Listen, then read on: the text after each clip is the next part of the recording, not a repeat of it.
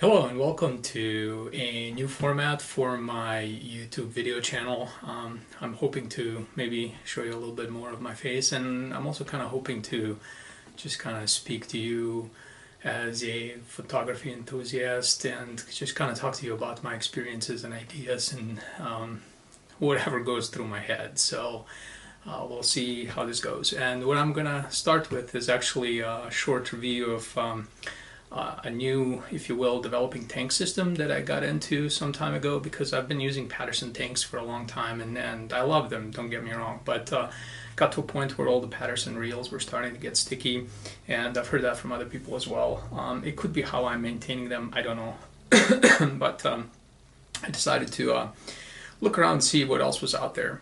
And so I discovered that there are several other stainless steel tank systems that people recommend, and there's one specifically called Hughes.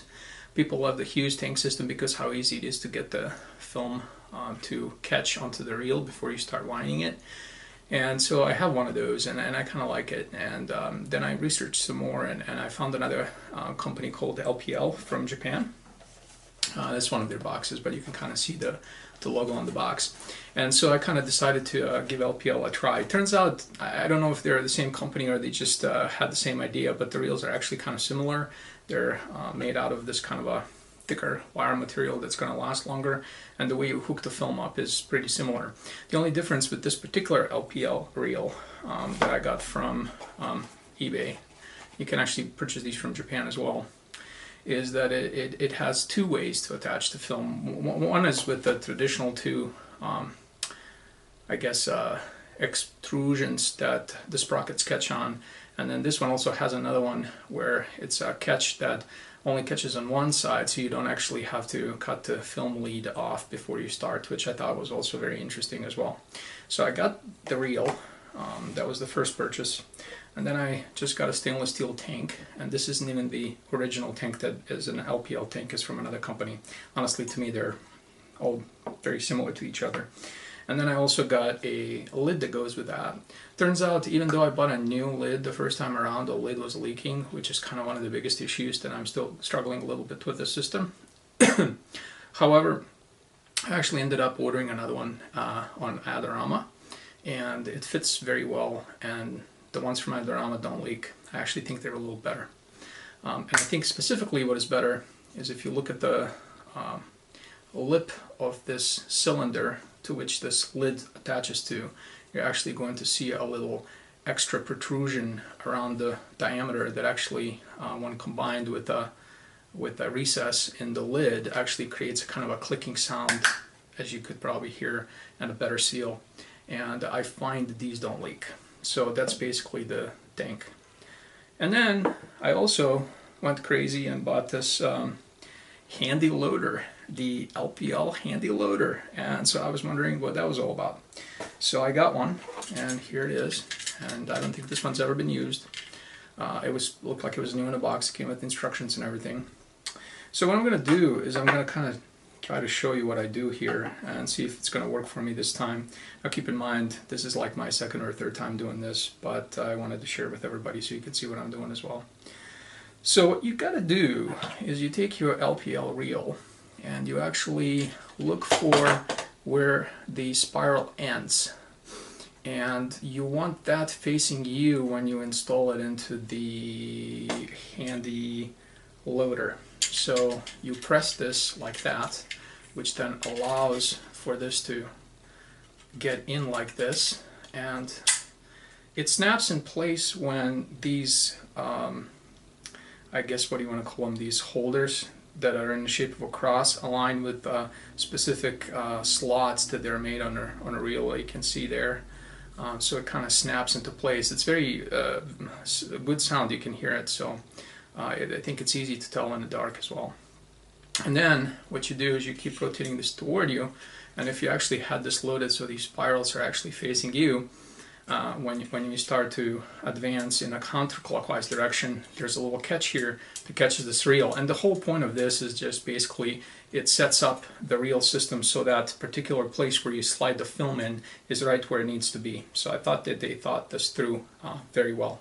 Interestingly enough, I was wondering what this stuff on the bottom was, that was also on this handy dandy loader. And turns out this is for opening up the film cassette. And also, and I haven't tried this yet, you can slide the film under here, press down, and actually rip the film off so that it almost serves as scissors as well. So you got everything that you need in one. And then there's this little chute here through which you feed the film into the spool, and it helps you load it correctly. So, okay, so let's imagine you're in a dark room, and if you're only doing one film, you already can pre-install this and get it all ready to go. So what you're going to do now is you're going to take your film, and you're going to take the side of the cassette that doesn't have this protrusion. You're going to put this right in here, make sure it catches, and once it catches like it should, the little I don't know what you want to call it, lid on that side is going to pop off. So now you can take your film out, and once you have your film out and you're holding it in your hand like this, which you can all do in the dark fairly easily, then you're going to hold your handy loader and you're going to start feeding the film through the chute first, like this. So you only need to do this a little bit until you get enough of the lead out in this direction, and then just make sure that this reel is actually catching like I showed you at the beginning, right? So that it's in the right position. And then when you take the film and you put it down, one of these sprockets is going to catch right on that little extrusion on the reel, and it's going to then allow you to start winding. And really, in a perfect world, this is an old film, so what I'm going to do is take this off.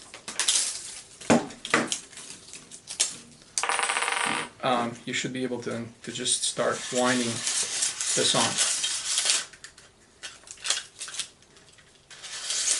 Again, old film, so your new film is going to work a lot better than that. And that's it. You have to then take this off. It is wound on there correctly and much better than when I do it by hand. You take this little lid off, you put this in, you put the lid on top, make sure that it's tight and properly closed all the way around. Make sure this cap's on when you actually start developing. Now you can do inversion cycles and everything else like that. I have developed a film this morning with this, and I gotta tell you, it was perfect. There wasn't any issues with film sticking to each other.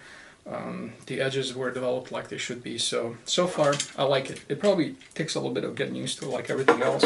But compared to Patterson, I think that it's, I would say, about as easy. However, what I like about stainless obviously is that it washes out very well. It doesn't leave any residue on the reels, so you have a better likelihood of having it work like it should next time. So hopefully you might be interested in giving this a go, or something similar to that, if nothing else, to maybe try an alternative to your Patterson tanks.